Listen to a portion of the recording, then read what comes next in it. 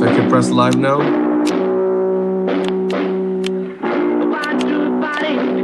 Can I press live now?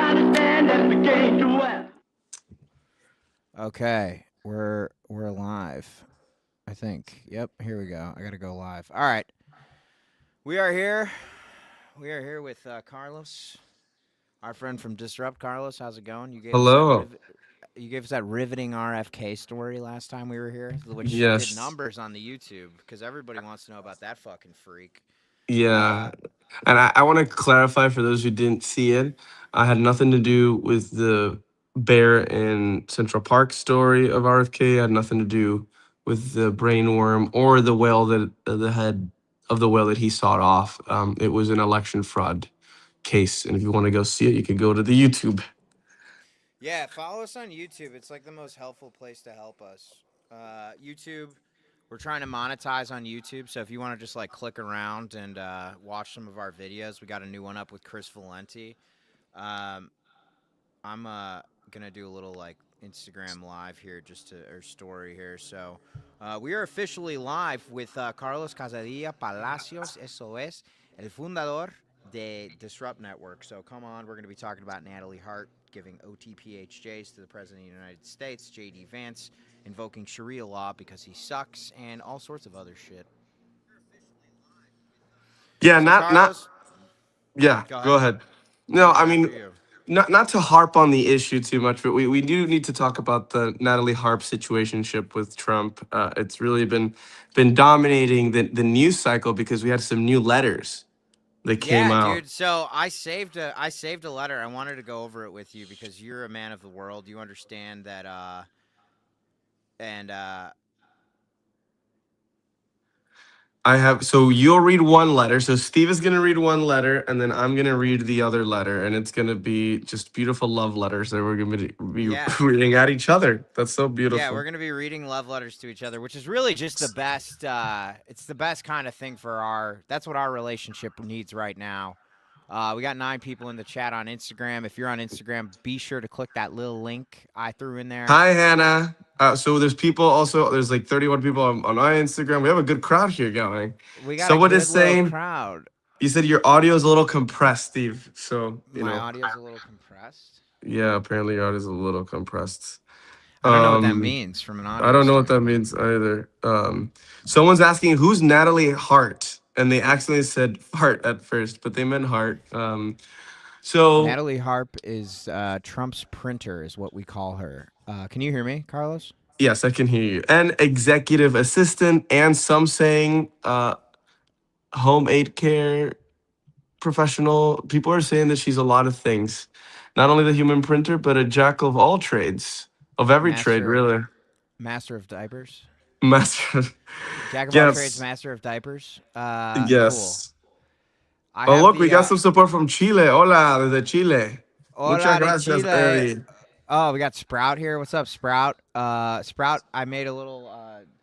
Sprout's our YouTube mod, valued member of the community, a Valental, who's lending his their time, effort, and energy. Yesterday, we made them a strawberry picture. Carlos, if you have any like super amazing members of your community that like drawings, let them know that we can make them a little watercolor as a thank you. Oh, that's Uh, beautiful. Okay, I, that's great to know. if anybody, it's good watercolors too. And if anybody comes over from Mark EC, what's up, baby? I used to run lobbies with Mark in Call of Duty, so we go Oh, back. maybe soon we play some Call of Duty Modern Warfare 2, in a in a hacked lobby. That'll Yes, be we'll definitely fun. do it. But for Rust, now, one v one oh Rust. But for now, we gotta read the letters. So you want to go first? Which letter do yeah, you? There's 2 letters. I'm gonna read this. I'm gonna read this Okay, letter I got read here. that one. Okay. I'll read the other one. Go ahead. Now, who should I do it as? Should I do it as Natalie or should I do Or, it or as? as Eminem stamp, Lysandra, a great comedian, friend, content creator. She did a fantastic video where she was, pretend to be Natalie while the Stan song was playing. So I think you should read it as Natalie, a very, well-rounded, totally normal individual writing a letter to her boss. Okay, perfect. Dear Mr. President, I'm sorry. I thought I was the only one left behind last night and had no idea Margot's car was also pulled over and sent back to the airport. Since I was alone in the van outside customs without my passport, I panicked and should have just called Secret Service instead of you. I also am sorry if I was an embarrassment walking the course in Scotland. The first day I was told there were no carts and people walked, which is why I walked. The second day I was specifically asked by, I forget who his name was, but one of the main people who worked there if I could continue walking and tell any other girls who would head out there to do the same to spare the course any more carts. If there is anything else I have done to cause you trouble, please forgive me. I know that some people have said that haven't been texting them back, and there have been some international cell issues. John was having technical issues on the plane too, so ask me to help him out. I want things to always be right between us. I also know I've been distracted all week, forgetting to eat throughout the days, and even forgetting to sleep, and only catching a couple hours at a time. I haven't been myself, dwelling on the past and the pain of losing my dad, and I started letting the remarks of people who haven't been bothered me before get to me. Not because I care what others think, but because I see myself being lowered in your eyes and good opinion. That is the fear you see, because I never want to bring you anything but joy. I'm sorry I lost my focus. You are all that matters to me. I don't ever want to let you down. Thank you for being my guardian and protector in this life. That's what I wanted to use this card for when you saw me at the cash register and once again did what you didn't have to do and gifted me with mementos of this trip of a lifetime, a coming of age. I will return a better person. I have to sign off now as the cars are leaving. See you soon. With all my heart, Natalie. And this is Trump's response. Ready? Natalie, I ain't reading all that. I'm happy for you though, or sorry that happened. Yeah, right. Natalie, I'm not going to read all of that. I'm sorry. I just want to let you know I don't do emotions. That is actually terrifying. The fact someone views Donnie, of all people, like this is beyond disturbing. Yes, I completely agree with you, Sprout. Anybody who views the president of the United States like this definitely needs to get their head checked out. Carlos, what's your chat saying about the rendition of the letter I just read? No, this is so Lex Rose Schumacher says that this is a good friend. Hi Lex. Thank you for being so supportive. She says this is impressive and it's insanity. The letter. Yeah. And I think It is. your impression was also impressive. You know Impressive what they say in impression. acting? You know what they say about in acting? They always say that it's not a compelling performance is never when somebody cries. It's fighting back tears. That's the most amazing Or thing when you about make film. someone else cry, which Yeah, is what yeah, Trump yeah. does a lot. He makes a lot of people cry. Do you think Uh, before we get to the second letter, I like to build a little bit of tension with we these have to build things. attention. We got to build a little tension here. Do you think that they are stooping? Do you think that he is giving her the old Stormy Daniels, or do you think that his sex life now is just kind of like narcissistic supply in the form of like printed tweets singing about his I prayers? heard someone say that Trump probably wishes people think that's it's happening, and then the most likely scenario is that she's just like taking care of him and is very obsessed. And do you know she doesn't have a security clearance? She is possibly has become one of the most powerful people on earth because she controls all the information Trump gets, and she doesn't have. She's refused a security clearance, and She was apparently she texts foreign leaders on behalf of Trump. I wonder what she texts Kim Jong Un. Maybe she's jealous of Kim Jong Un because of the love letters that Trump and him used to trade. She wait, might be. You might be what? kind of jealous. She might be jelly. Oh my God. Hey, if you're joining us on YouTube or Twitch or wherever, we're not monetized on YouTube, but we're getting there. So thank you for showing us the love. We always post the stream recaps on the daily, trying to get to 4,000 watch hours. I think we're at like 2,500 right now. But thanks for joining us, Sprout. Thanks for modding. You're the best. Holy shit is right. We live in the time of holy shit. That's so. Carlos, you have the second letter. I think you sent Yeah. it to me. Yeah. Do you want to put on the screen? Yeah, that's what I'm gonna do. I'm gonna do this here. Let's Okay. see here. Put that in there. I'm gonna share this I'm gonna. tab. Okay, so can you see? I'll send you the link so you can read it on your screen, and then this is what we have for our audience, just so they know that the letter exists. I'm gonna So, send you so I the. think what I'm going to do this time is read the letter from the perspective of Trump reading the letter in his head. I like that. I like that. Should I do that? Okay. All right. Dear Mr. President, now this is the note I wanted to write, but the apology needed to come first. I have learned so much about myself on this trip. She learned a lot about herself. I didn't know that. I always knew coming home to my roots would be enlightening. Wait, she's from Scotland, Ireland. I didn't know. I don't hear what she's saying. But I had no idea how much. For the first time in I don't know how long, you forced me to unplug. Yes, I needed her to unplug the TV because I needed to go to sleep. We could be out on the course with no machines and even forget what time it was. All right, The she's kind fucking of cuckoo. clicker. I never know where the clicker is. Oh, sorry. I didn't have to be the human printer. I mean, that's the best nickname I've ever come up with. You are the human printer, Natalie. All right, I'll keep reading. I could take time to enjoy good conversation and still get all my work done at the end of the day. She better get all her work done because she's doing a job. She's got to do a good job or she'll get the Sean Spicer treatment. Sean Spicer, the Scaramucci. In fact, I even had time to take long morning and evening walks to enjoy sunrise and sunset. Well, I'm glad she got to see it because I'm asleep both times. Though I did forget to eat and sleep. Interesting. With so much thinking time, I confess it did have a slightly a negative effect at times. And I know you picked up on it. Yeah, she was real annoying, but I didn't want to hurt her feelings.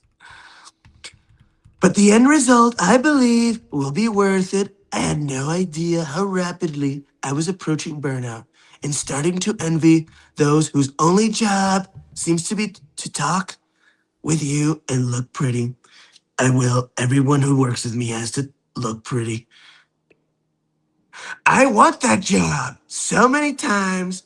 I'm just trying to stay afloat with all that's coming in for you. I need printing. Come on, I need printing. I look like the hunchback who didn't have time to freshen up. Oh, sure, Natalie. Yes, Natalie. All I thought was you're the hunchback. Of course. Yes, sure. That's a hurtful thing to say to somebody. Did he say that to her, or is that No, just in the no, letter? he's reading. It's in the letter. She Oh, was okay. saying that she looked like the hunchback, and sure, Trump thought that. Sure, sure. Plus, I miss the days when you used to call during my talk show days, and we'd talk about everything and nothing. Oh, I remember those days. I don't know who I was talking. If it was Tommy Lauren and her, I don't know. I don't know the difference really. Or they Megan both look. Kelly. They both look like. They both look like Ivanka if she was ugly. But I'll take a 6 out of 10 Ivanka over no Ivanka, because my daughter's the hottest thing. Person. They say I can't call them I Ivanka. forget. I forget these days. Okay, I keep reading. I want to go back to the synergy. We shouldn't have to talk about work all the time. What do you mean? The Epstein file does not work. That's fake news. Uh, Okay, where was I? I can't believe this is. I can't believe Okay, we're here we reading go. this timeline. I've always felt like an in-betweener, somewhere between staff and those you enjoy talking to on the plane or at dinner. That's what they call a situationship. Wait, it says that? No, I'm I'm ad-libbing just like Trump would ad-lib as he's thinking, reading the Oh, letter. okay. I like it. It's a good bit. I'm just like I Yeah. this is how fucked you know our timeline is I can't tell what's in the letter and I can't tell what What yeah, Trump this would is say, yeah. Um, that's who I used to be to you when I was a talk show host. As much as I hated the actual job, I wish I could hear every conversation because that's when you're having a good time, getting away from it all, at least for a few moments.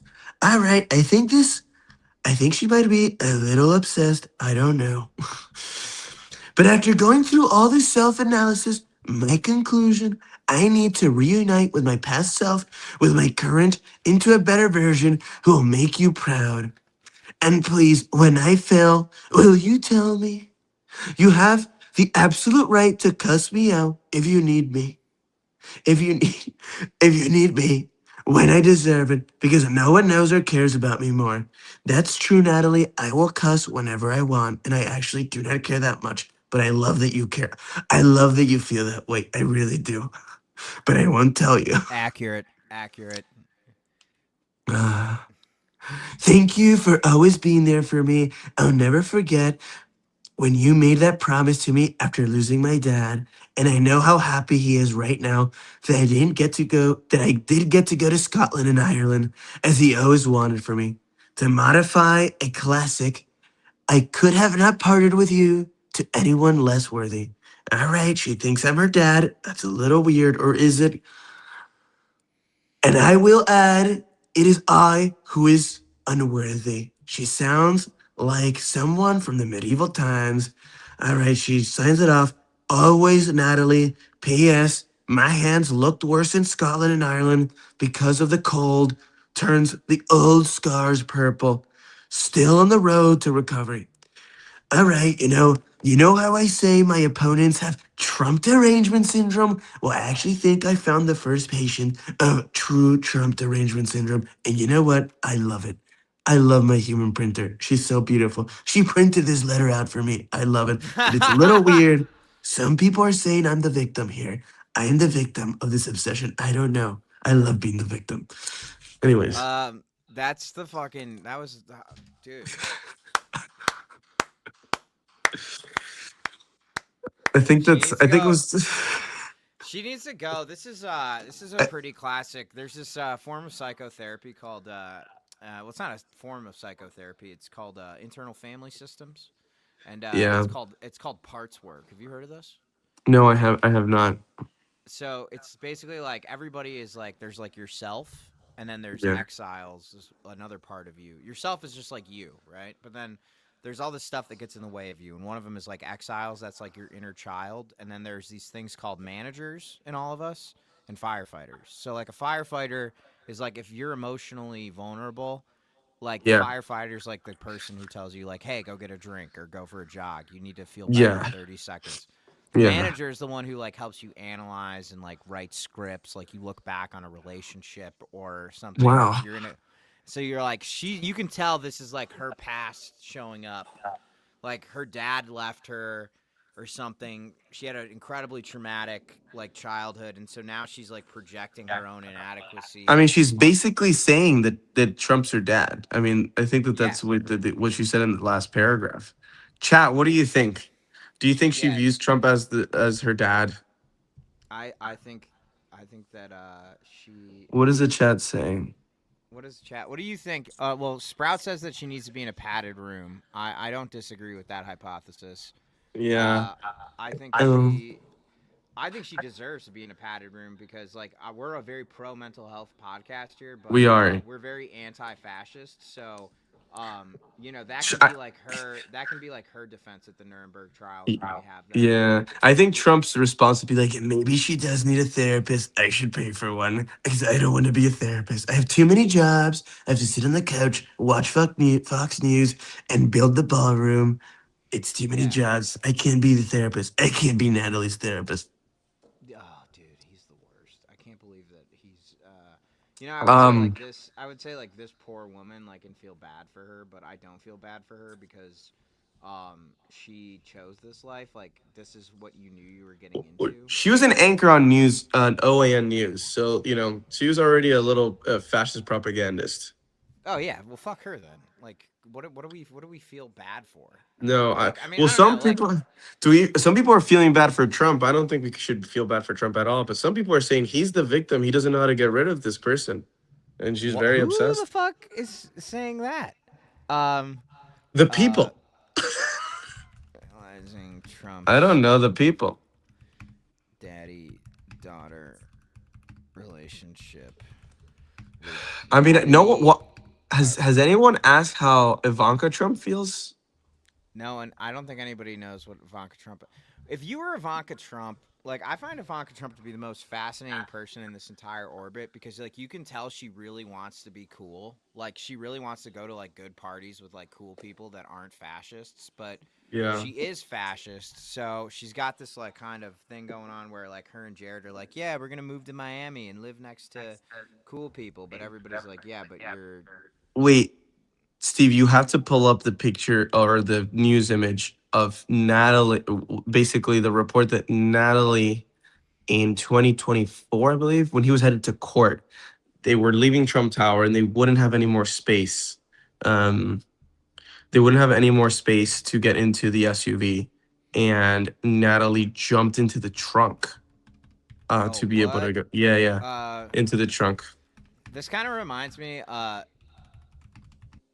just Wait, I before want the to address in the introduction. chat. Someone is saying feeling bad for Trump. You know, Trump has been charged with sexual assault. No, no one's actually feeling bad for Trump. This is No. all a joke. We Yeah, we he don't he feel bad for deserves to Trump. be in prison. No one feels bad for Trump, but it is really hilarious to see someone who might be more deranged than him. Um, Oh, you know. here we So, go. This is Natalie Harp's brother. Hang on a second. oh yeah, his brother. Oops, son of a. I don't want Ossoff. Oh, we do need to address Asaf. We'll do that in a second. Trump Let's see. Tower for a court appearance, okay? And they were all getting into the motorcade. There was sort of a screaming match about who was getting in what car, and it turned out that there wasn't room for Natalie. So she insisted, she said no. Trump had personally asked her to come to this court appearance, so she needed to be in the car. Now, according to these sources, the end result is that your sister jumped into the trunk of one of the motorcade vehicles to go to the court appearance in Lower Manhattan. That's really funny. I didn't even know about that. I mean, what is your reaction to that? I mean, you're laughing, but I mean, is it funny or what? I mean, It is funny. so No, that's it's not. why. I'm sorry. It's actually kind of sad. That's obsession. That's like an unhealthy obsession with someone if you're going to jump into the trunk of their car. I. It's been 1 year since Oh, President who the Trump's fuck is federal Janine search Pirro warrant doing district on our and results screen? have been We don't Well, need the so DA. We don't need so the her blind brother. box DAA. So her brother in that interview basically said that she had an obsession with other presidents. She has like an obsession with that office, and she had written letters to George W. Bush that went unanswered. Um, yeah, Trump answered them actually. So What do you think her? Do you think her? Do you think she did the wish on a willow thing with the obsession? Like, do you think Trump did like a so wish that's on what a people willow? are. Yeah, I think it's like I think he wanted. He's like no one's obsessed. My family's not obsessed with me. No one. I wanted someone who's obsessed with me. He finally got it.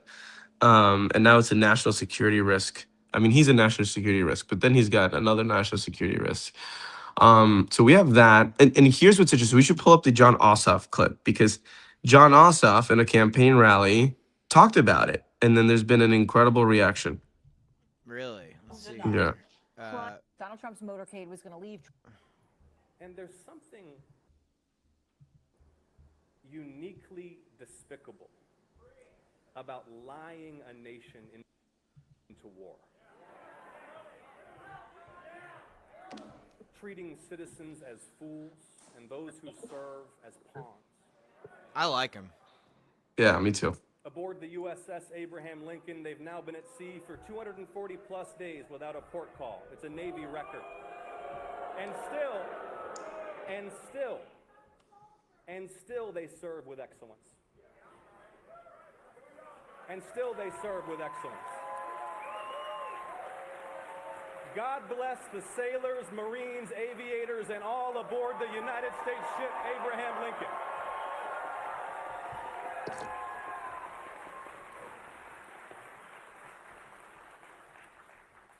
See, they don't expect luxury. They'll endure hardship. But they deserve competent leaders who send them into combat only when necessary, and with decisive clarity of purpose, not fools who lie about the purpose and progress of war. And while the sailors on the Lincoln fight his war, while he fruitlessly drains our munitions and oil reserves, the president sleeps through his meetings. He golfs and trades stocks. See, he doesn't want to do the job. He wants to build his ballroom and travel with Natalie on their apparently defenseless flying palace gifted by the Emir of Qatar. There we go. That's the clip. Damn. That's the clip. Damn. What a break. Ossoff, he's got that dog in him, bro. I like Ossoff, man. That was good. That was good shit. He's good. Yeah, Sprout. I'm with you. I just want somebody to win. I don't really care. Like, I don't want it to be Newsom. I don't want it to be. I'll take Ossoff in a pinch. He's not gonna be my first choice in the primary, but if we got to get behind him in a general, I'll take it. I like. I mean, he completely undressed Donald Trump. Oh, in that, that's great. In a masterful and just like cutting so deep into Trump. Now, here's the thing, and maybe you can pull this up. So Scott Jennings from CNN, they call him the local TV SEAL. He just loves to yell at people, defending the Trump MAGA position. He was so upset at this comment. He was outraged on behalf of all women. Scott Jennings. Oh, let's see. Here we go. He was very outraged because a public figure. She has no ability to defend herself, and Democrats you are avoiding the question again, Scott Jennings. You continuously distracted, devoid. Scott Jennings, can I just I just need a minute to cook here, okay? I just need a minute to cook here. Scott Jennings is his entire personality. I'm doing the accordion hand, Sprout, so you know that it's about to get real. Scott Jennings when George W. Bush was committing war crimes in every hemisphere of the country. Scott Jennings used to go up in front of Congress, and he used to be a little fat boy. We're no body shaming here. We do shame fascists, though, and we use all of the information at our disposal because, as Abdul El-Sayed once said, when they go low, we go for their knees and drag them into the mud. And now Scott Jennings is like, he can go on Hinge now, and he's not going to be alone for the rest of his life because of how he looks. He's going to be alone for the rest of his life because of who he is. And he realizes now that he's got some measure of fame, and he's got a little beard, and, he looks just like a ball sack of a 50-year-old man, except that's his face. And now all he does is go on CNN and just glaze the president because one day, inshallah, Mitch McConnell will finally be ruled dead, and then he gets to run for that seat. But he's not even going to get to do that because Thomas Massie is who the people want. No one wants Scott Jennings. And that is really what Scott Jennings' name translates to in Latin, which is no one wants me, and therefore I have to be the intellectual Zamboni for a bunch of fucking morons. Let's watch the rest of the clip. Sorry. I really hate Scott Jennings more than anything. By the way, at home, you have no idea how loud this is. But Scott, listen. You have no idea how dishonest you are. It has nothing to do with Natalie. She is being a defenseless woman. First of all, I'm not going to do just to be clear, hold on a second. What do you think, Lydia? Hold on a second. You're a Republican or a conservative woman? Just to be clear. these CNN panels are so great. Just to be clear, I think the idea of continually describing a 35-year-old woman as somebody who has no agency and is defenseless and is just a victim, that is kind of demeaning to begin with. But the second thing is, Scott, you are so concerned about that, but you have not expressed any concern over Trump's repeated demeaning of all kinds of other women who are just simply doing their jobs. Including our host. He attacked our host here. I'm disappointed you don't remember this, but during the president's first term, you actually got into it with him on the South Lawn, and we did a show together, and I said, I don't think that's good. Okay, he shouldn't talk to you that way. Because you happen to be Wow, the dude's a hero. He's a hero. He's a hero. But hold on, all these different examples. You are so good at turning the subject away from the reality. What she just said, Scott. It's now even more decibels than it was.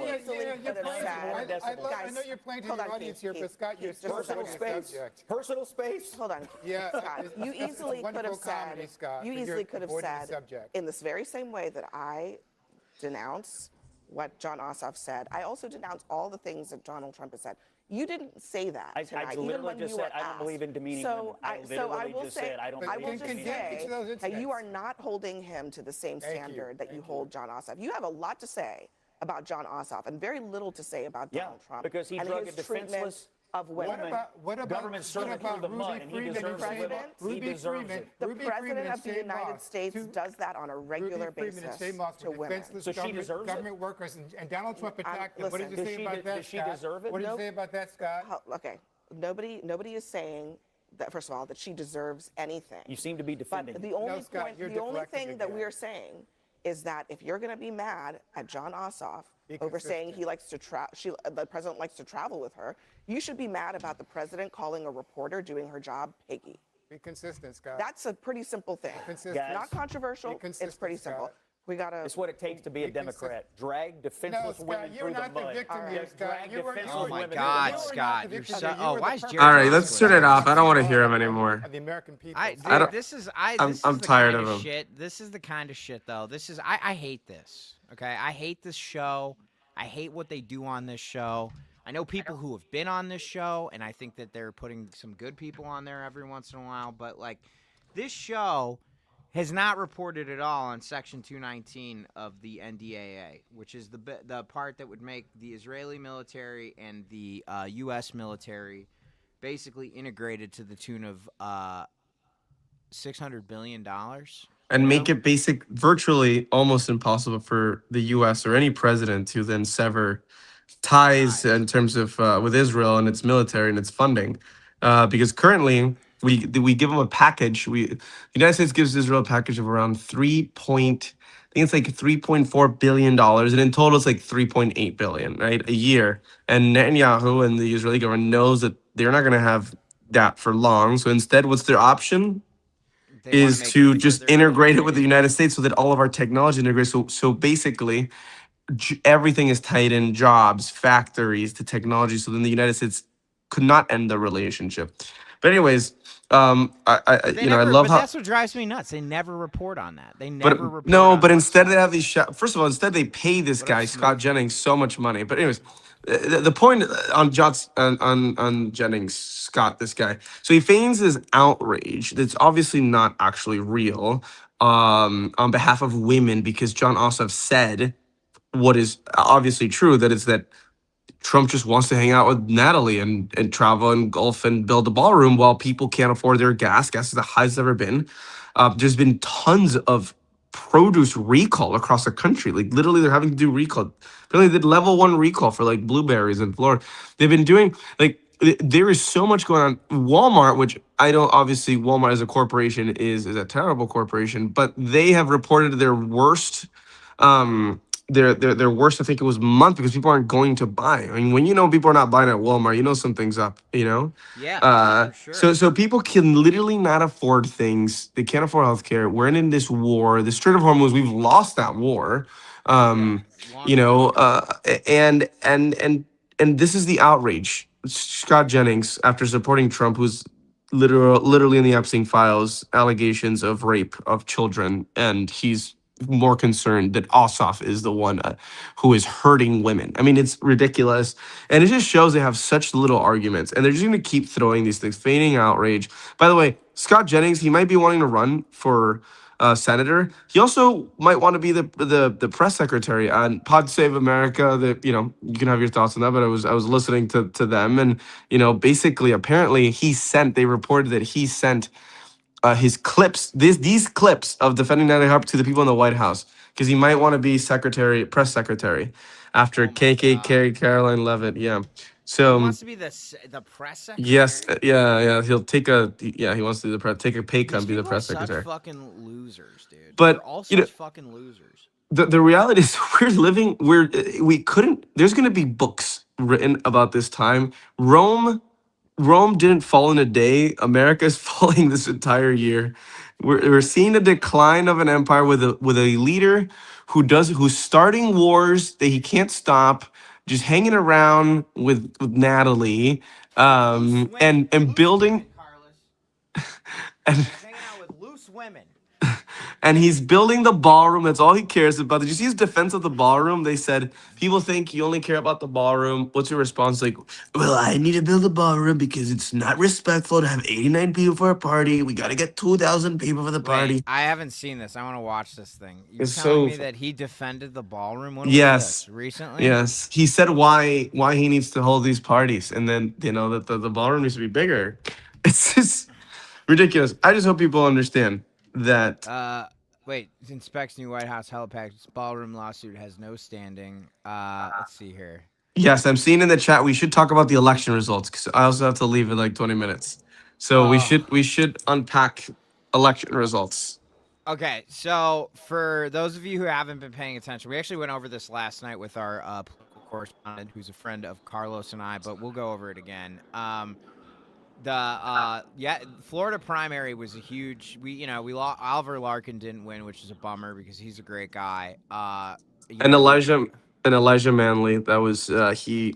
I've known him since I was a teenager. He's been fighting the good fight in South Florida for such a long time. He was originally running against a indicted congresswoman who was corrupt, and then because of DeSantis redistricting, you saw Debbie Wasserman Schultz, who for people who don't know. For people who don't know, you could credit Debbie Wasserman Schultz for being one of the reasons why Donald Trump was elected in 2016. She was the chair of the Democratic Party during the presidential election, the primary in 2016, and she was being so biased, putting her more than thumb, she had her whole fist on the scale for Hillary against Bernie, and then the emails came out. She was basically trying to rig the primary election, and it came out, and she had to resign in disgrace.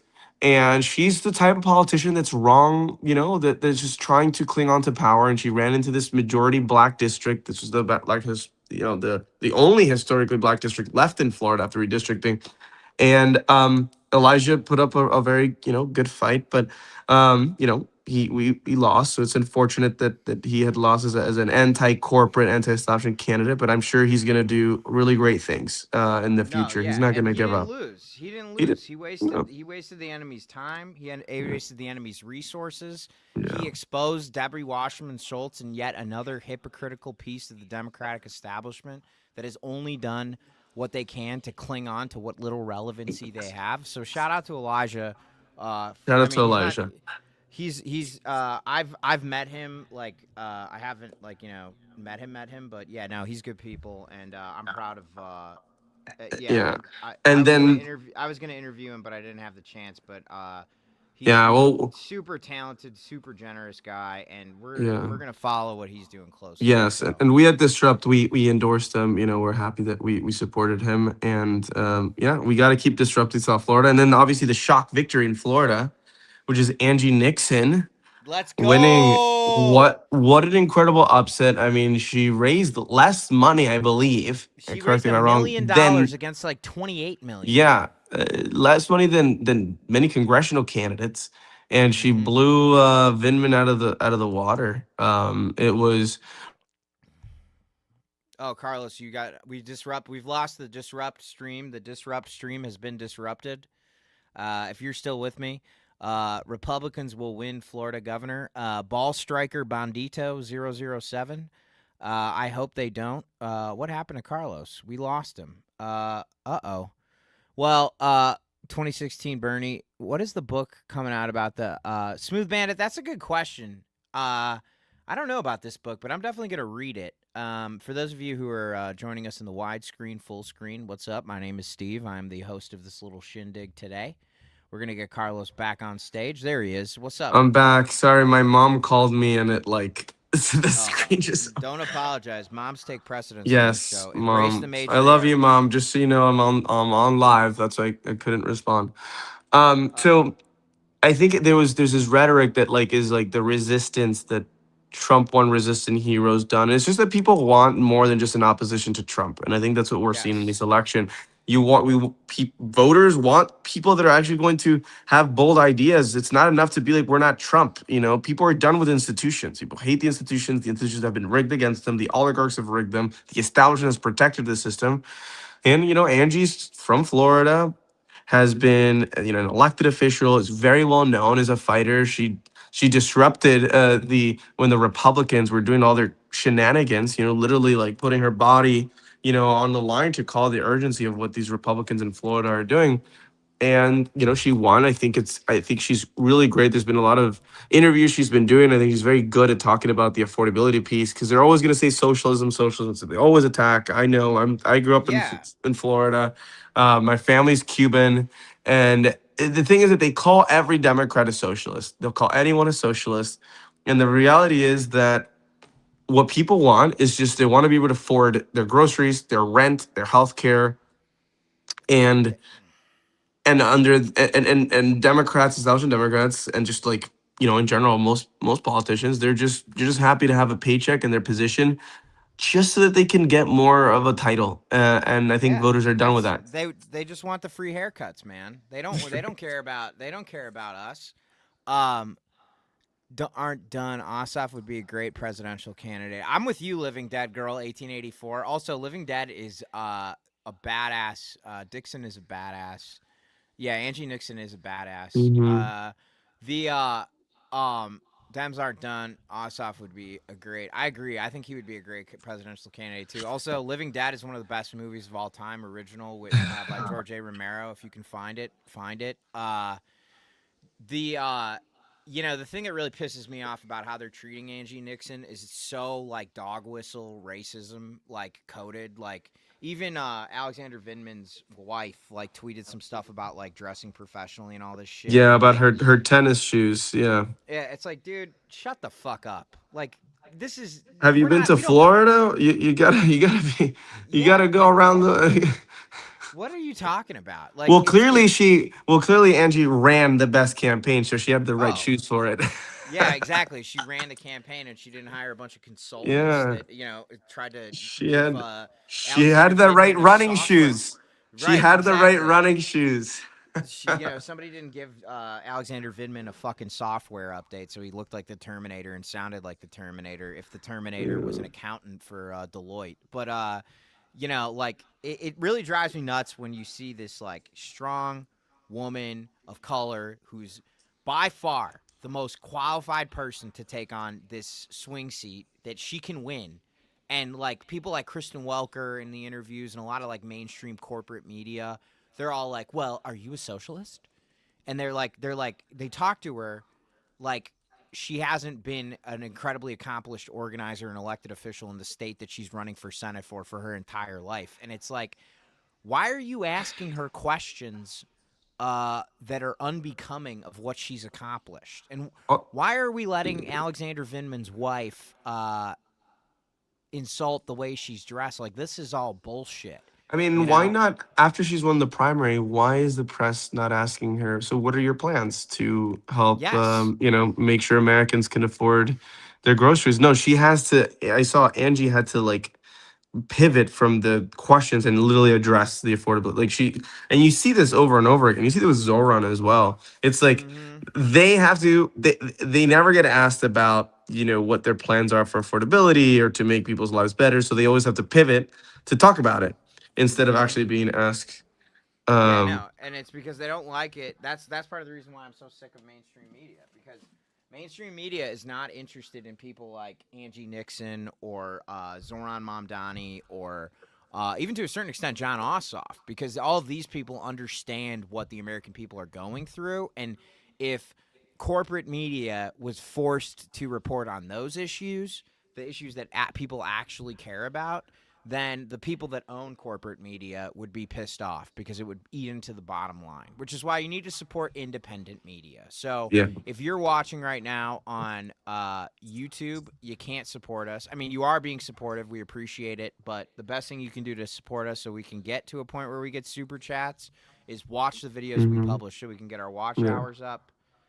We're on I want Twitch. to. You can subscribe and gift subscriptions. Yeah. Sorry, Carlos. Shameless Yeah, I plug. want to touch on two quick election things. So one is Fishback. He got blown out of the water. I think he got like fourth or fifth place, even though he was constantly going viral on the internet, showing that it's not enough to just go viral on the internet. You actually have to campaign and do the work. Obviously, not a fan at all of Byron Donalds. But the Fishback story is interesting because he did win basically every college campus. Granted, not all college students did? are on campus, but yeah, he won by like 90, almost every campus, area of the voting. He won like 90%. He lost every other demographic, but in the Republican primary.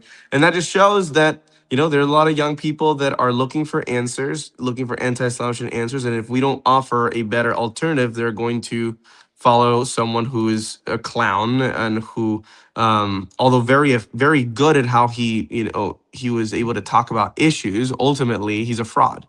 And Yeah, we're gonna he's a keep grifter, right? but we're going to keep following that situation. We have to provide a populist alternative to this blaming immigrants and instead actually blame the oligarchs, which are the actual people responsible, and have a populist message and ability to get involved. Speaking about elections, I do have to address this. And Steve, you might not know about this, but so I was the former president of the Brooklyn Young Democrats until like 4 or 5 months ago. I was in the Brooklyn Young Democrats since I was basically in college on and off, and I was part of the reform movement in Brooklyn politics. Now, there is a huge problem in Brooklyn politics where the party chair, the chair of the Democratic Party of Brooklyn, that has always been like a machine boss, right? That literally the party does nothing to help elect Democrats. The party chair does nothing to engage people or voters. They just raise money for themselves and their consultant friends. And the current chair, Rodney Spichot, who's an assembly member, there's been many efforts, and I've been part of it, the Brooklyn Candidate Movement, to basically elect enough district leaders. District leaders are members of the executive committee of the Brooklyn Democratic Party, and there's 2 per assembly district. And basically it's a literal like assembly race. Instead of assembly members, it's district leaders. It's actually pretty expensive races. You get 2 per assembly, and I actually was a campaign manager for 2 of them, of reform candidates back in 22. Really? Yeah. So the reason I'm bringing this up is that something very, very like undemocratic is happening in Brooklyn right now. It is a brazen stealing of elections that is happening right now. So basically, reformers won a majority of seats. I believe it was 24. There's a total of, I believe it's like 44 seats, 44, 42. The point is that reformers won enough seats to have a majority on the executive committee, declared victory, and that they were going to vote her out and have the reform leader of this coalition, Julio Pena, who I know very well. Well, guess what the chair of the Brooklyn Democratic Party is doing? Instead of accepting the defeat, accepting that, is now doing what I think is probably unlawful power grab, and now trying to expand the committee after she lost the elections to just add like over 20 more district leaders. Has never been done before, just so that she could just stay in power. So like the election literally didn't matter. These elections didn't matter, and it's insane. Every elected should be calling this out. Every person in Brooklyn and New York should be calling this out. This is the problem. Brooklyn is one of the largest Democratic parties in the entire country, one of the largest counties. And then you have someone just doing a brazen stealing of an election happening right now in Brooklyn.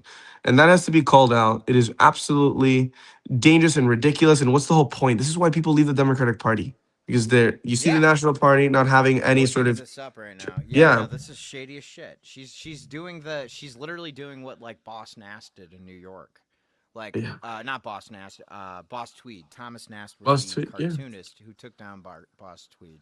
By the way, I have a little drawing here for our friend Claire. She's a regular contributor. She lost her dear friend, her dog. Oh so no! We made her a little. Sorry, we're Claire. sending our love, and I'm gonna send this to our little chat that I have to add you to.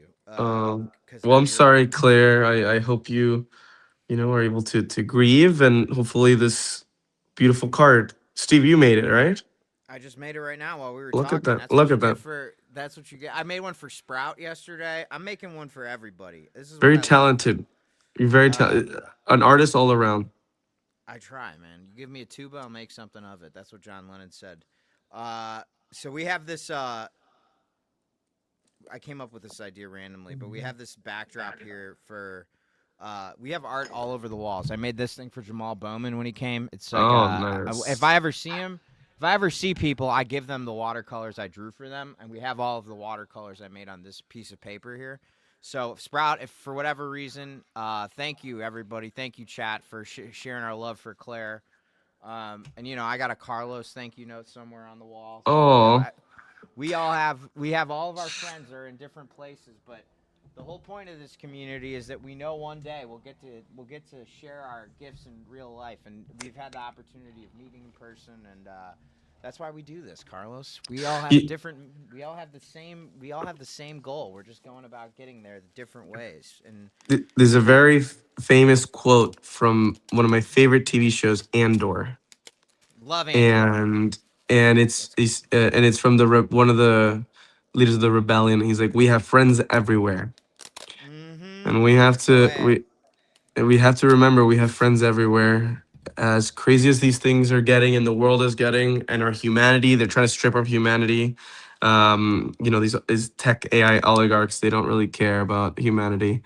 We're gonna fight together, and it's gonna be glorious.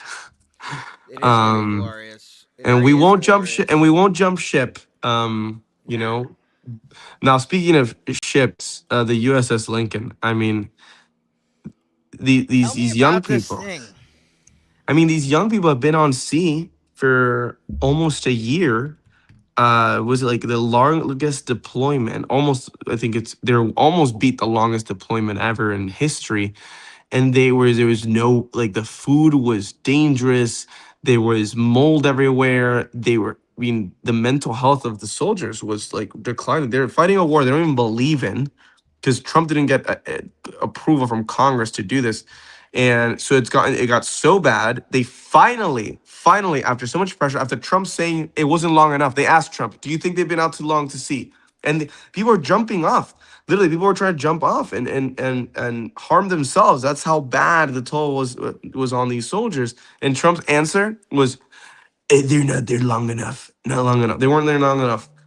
And then Pete Hegseth, Secretary of, whatever he likes to call himself, he was like, oh no, everything's fine. It's being misrepresented. But they finally switched them out. The pressure worked. On the airplanes, they were putting on the dust. It was for Epstein, and it was for, they're in war for Israel. And, the soldiers, they know. Listen, everyone knows that we're in these war because of to distract from the Epstein files and to appease Netanyahu. That's why we're in Iran. Oh, Brad says another cookie cutter bullshit stream. Thanks, Oh, Brad. That was really Brad. I haven't seen your stream though. No, but I think we should ask Brad. Brad, what do you think is inaccurate of what we're reporting? Would be great to understand. If you have facts, we would be happy to change our mind if there's different facts. But I'm just curious, what what is it there that is cookie cutter bullshit about it? I'm just curious, like, what's the lie? Because we're just reporting what Trump said. This is literally what Trump said, what Pete Hegseth said. We're not. You can't yeah, man. I want to see what this says about let's see here. Let's see what this report says. On a story we have been covering here at MS Now, the USS Abraham Lincoln, the aircraft carrier that has been for months launching missions in the Iran war and where sailors have been facing terrible conditions, is now heading home. Another carrier, the USS George Washington, took its place in the Middle East, and the Lincoln is making its way back to San Diego. Meanwhile, new reporting from MS Now finds that the straining of ships like the Lincoln has had quite a toll. Quote, after nearly 6 months in a fast-paced, unplanned war with Iran, the parts on board the Navy's aircraft carriers are at risk of wearing out.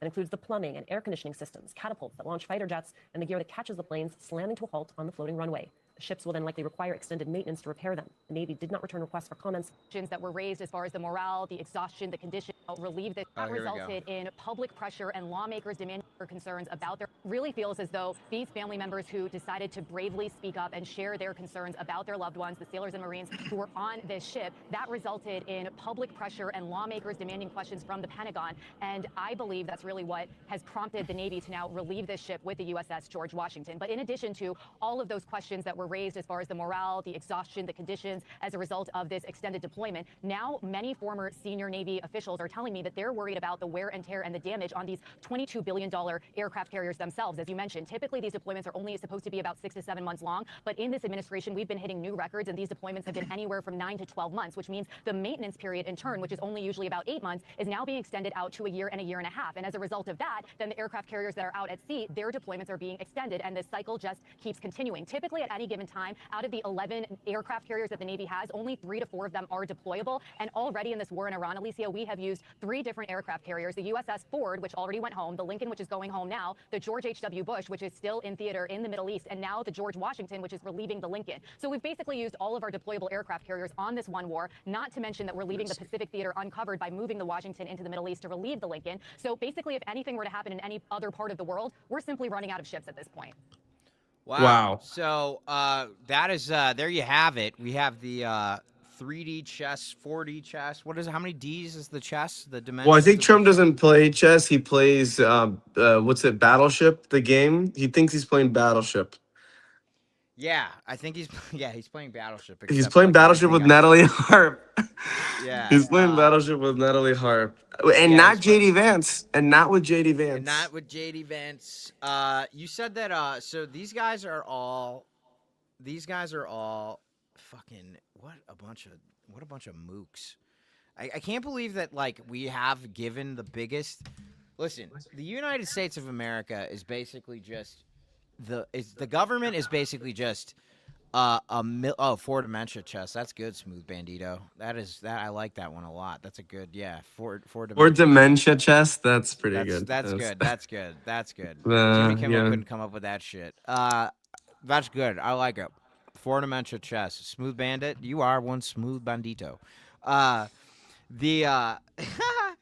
The thing is that the United States. Somebody once told me the United States government is essentially just the largest military in the world that offers health insurance.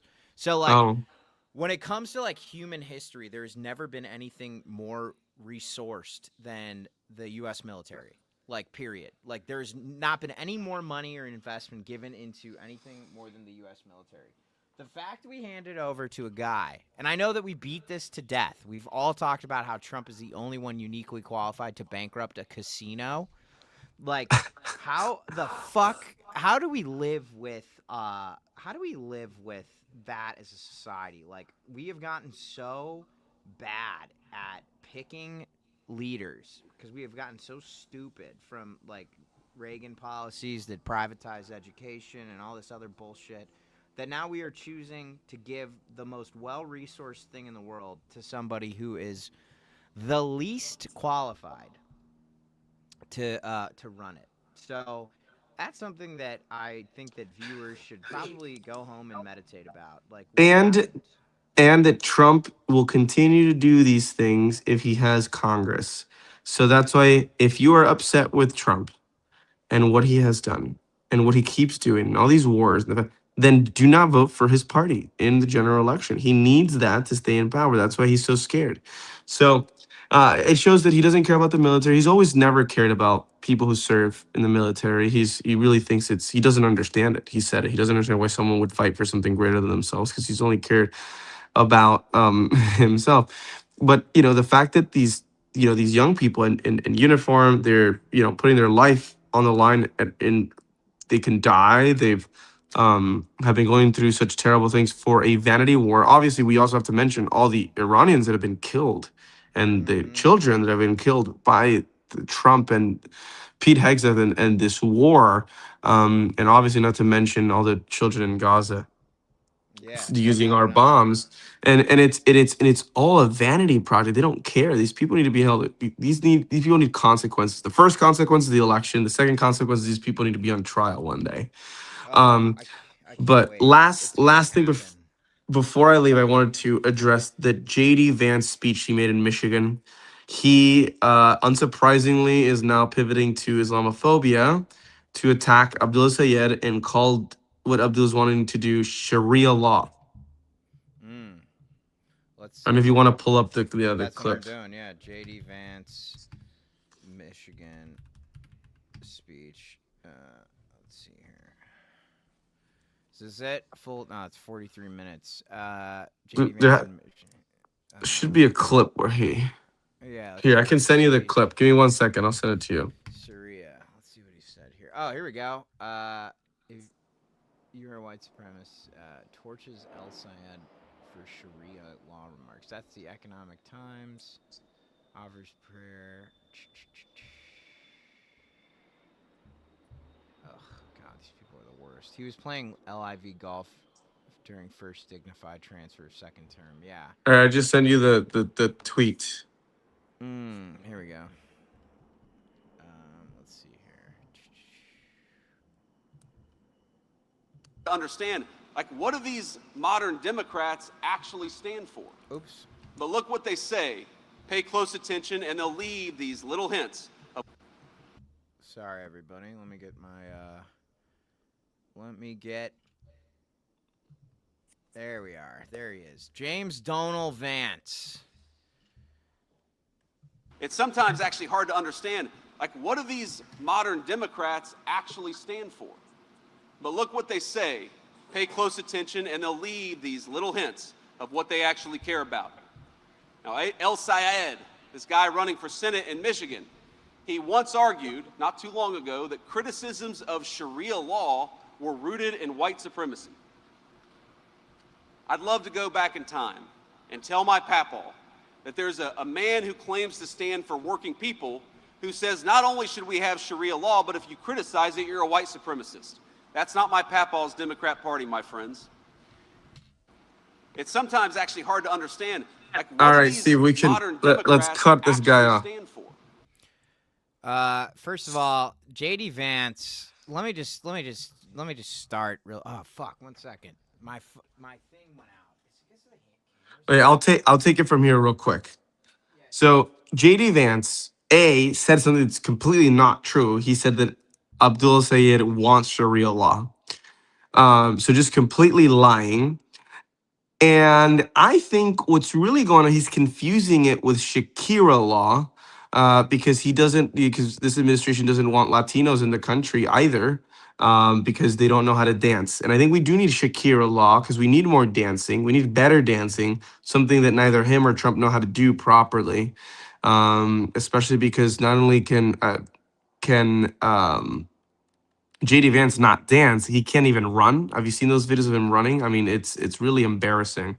He can't even run. He can't dance. So he's just very upset. He's just very upset. He doesn't want. It's really Shakira law that he doesn't want because they don't want to be. He doesn't know how to move his body. He doesn't know how to dance. He has the charisma of a dead lobster. It's really it's ridiculous. He does have the charisma of a dead lobster. That is so true. And yeah, you know the thing about Shakira law is that the hips don't lie, baby. Yeah, and the administration, not only do their hips lie, but everything's a lie. It's a big lie. Carlos is a good dancer. I've danced with Carlos before. Like, we know that the hips I'm a Cuban American. I'm a Cuban Spanish American from Miami. What can you expect? I gotta dance. We can dance. I know you have a heart out. But yeah, I have to leave now. But it's been real. And me and Carlos are gonna be here every Friday. So if you're into Disrupt, if you're into what we're doing, for Party Crashers, and you love Carlos as much as I do, come every Friday. This is kind of like the soft launch for something that we're working on. So, and thank you, Steve. Truly the best host, incredible host. The setup, the comedy. It's an honor, sir. We're blessed. We're blessed to have you, my friend. And hey, I'm working on your thank you note, which is I love it. I love it already. I love it. Oh God, I love it. So I'm gonna color that in and give it to you when I see you in person. I'm excited. All right, everybody, tell us. Oh, bye, Carlos. Stay safe. Bye. Have a great weekend, everyone. You got to keep dancing. I'm going to leave you all with one of my favorite quotes from Emma Goldman, very famous, anarchist, famous anti-establishment hero. She said, I don't want to be part of your revolution if there's no dancing. So I will be dancing this weekend. I hope you can too. Or bop to the music at least. Just don't be JD Vance. Just don't be JD Vance. Take it easy, Carlito. JD. Yeah, because he just wants to stay on the couch. That's the problem. He doesn't want to dance. JD Vance does not want Shakira law because he wants to stay on the couch all day and not dance. Anyways. Peace out. Take it easy.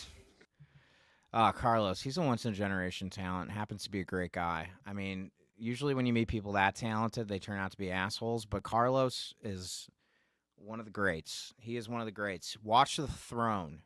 I mean, you know, Carlos not going to take any seat. He already has one. He's just going to get bigger. And yeah, it gives me hope. Young people give me hope. I'm 37, so I'm kind of just chipping away at the whole life thing. My days of being a young man are over, but it really gives me a lot of hope to see people like Carlos who could literally be doing anything, and they're deciding that they want to make it easier for the next person. So we're really glad to have him on. And like I said, he's a regular contributor. You know, we're gonna be teaming up with Disrupt to do some pretty interesting shit here. Oh, hang on a second. Now he's calling me. On stream, my friend. You did end. No. You did end the live, but now you're calling me and you're on stream, so I'm just making sure you know. You too. You did great. Hasta luego. There you have it, folks. Carlos Casadillo Palacios. So, yeah, I mean, now it's Friday. It's happy hour.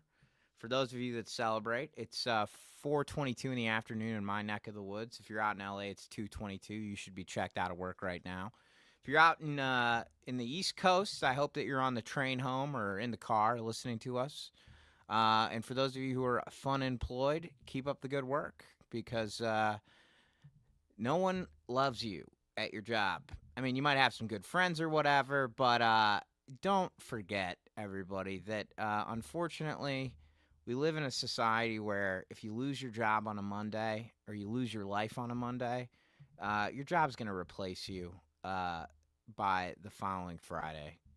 You know, yeah, being unemployed is awesome. This is my job now, Sprout.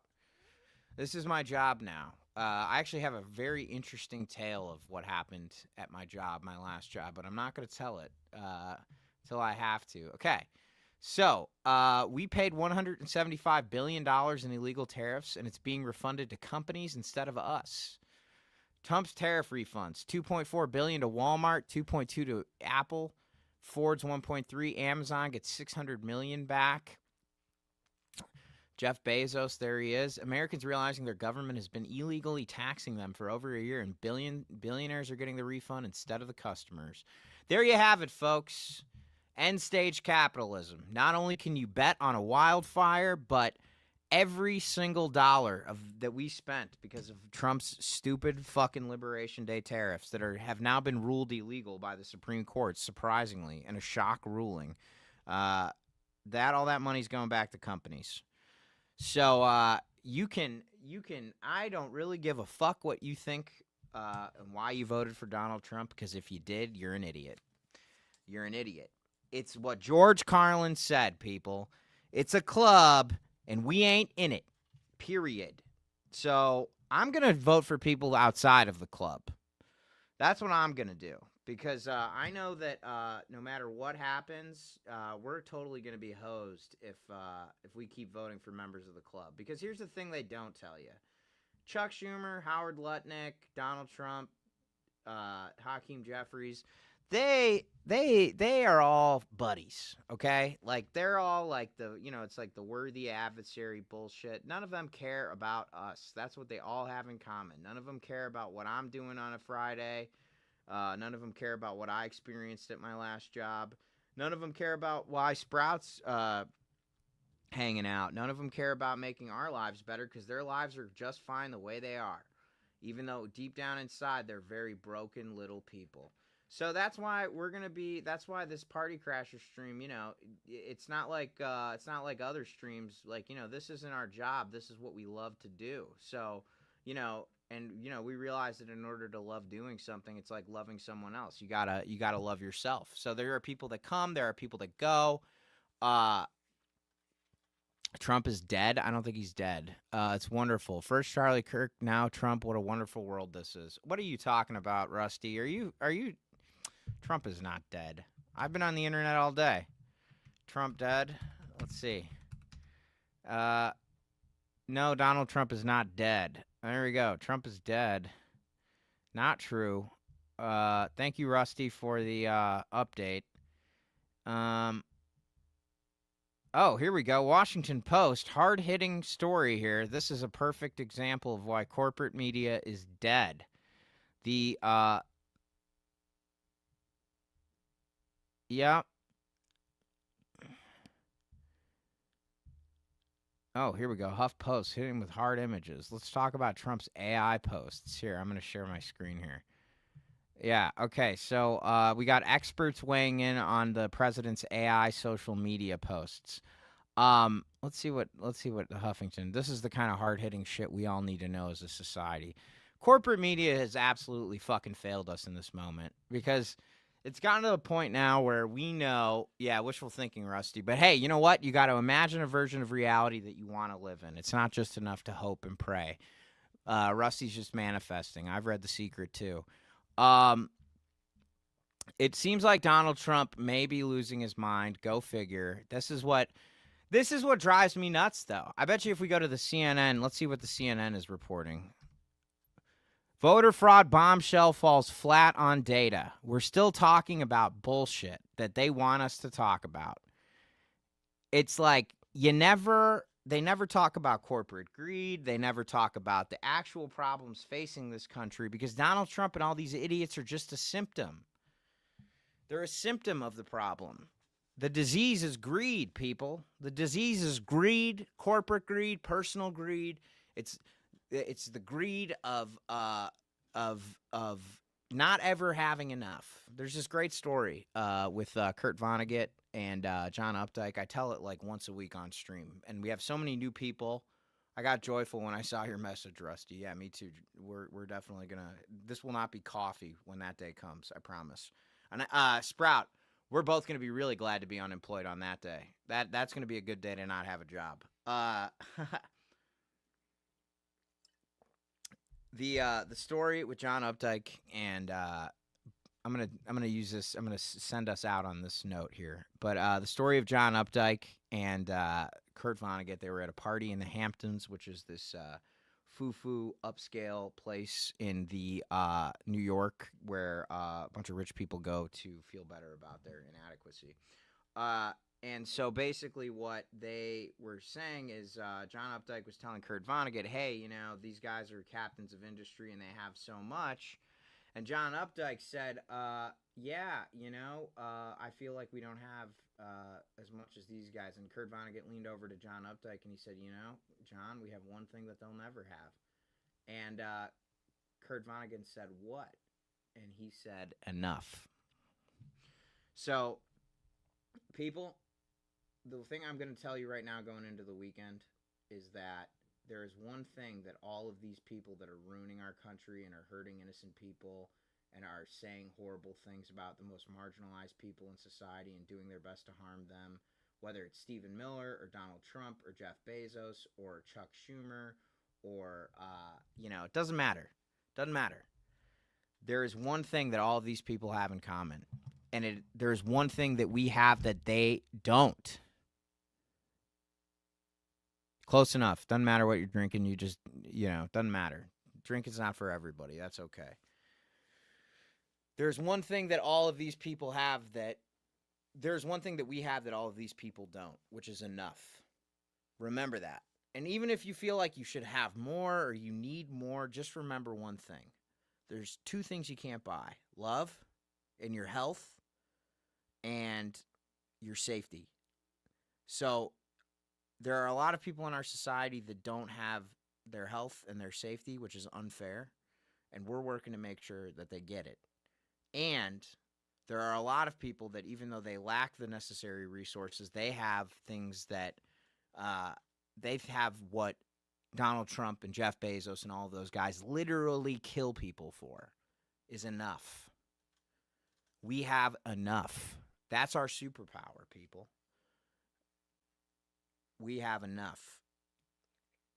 And some people who are really struggling, they don't have enough and they still feel like they have enough because they have the love of their family and their friends. And if you feel like you don't have enough love, you don't have enough support, That's what organizations like Disrupt are making third spaces. My friend Kat has an organization called Kapow. There are a ton of places. Use the internet to tap into real life places where you can meet people and build a community. Because if you feel like you're alone right now, you may feel that way, but I promise you there are millions of people that feel the same way. And that is how all the people who don't have enough want you to feel. They want you to feel like you need them and their bullshit and the slot machines they put in our pockets. They want you to feel like you are not enough. Because if you feel like you're not enough and that you don't have enough, you'll keep buying shit. And you'll keep hurting people. And that is the only way they can rationalize their entire fucking existence. I don't care who it is. Could be Peter Thiel, could be, could be Newt Gingrich. They all have the same thing in common. See, people talk about politics politically, and I think that that's a good way to talk about it. After all, that is the adverb that they use. But don't forget that politicians, they were human once. They were human once. And as a human being myself, I can tell you that they all suffer from the same things we do, which is the feeling that they are not enough. They are inadequate. And a lot of us, all of us feel inadequate at times. All of us, every single person. That is the hardest thing about being a human being, is that you are constantly doing what you can in order to feel like you are enough. But you will be free. We will all be free as a society, as individuals. We will all be free as soon as we look in the mirror one day and say, you know what? Doesn't matter what job I have, doesn't matter what car I drive, doesn't matter what computer I own, doesn't matter if I get promoted. I'm enough. Okay? So your homework assignment for the weekend, I think I'm going to be on this weekend. I'll be on tomorrow. I'll be on, I'll be on Sunday because I don't have a job. So, there are no days off in my line of work. I want you to join me. I want you to come in the community and feel safe and have a good time. And if you can do me the favor, we've had some great streams this week, and we are trying to get our YouTube numbers up. So even if you just have it on the background, we have a highlight stream with Chris Valenti that was pretty amazing. So poke around in there. Have a good time. We will see you on the next one. Love everybody. Remember, you are enough. And Sprout, always a big thanks to you, especially for keeping the chat clean, keeping the community safe. Y'all take care now.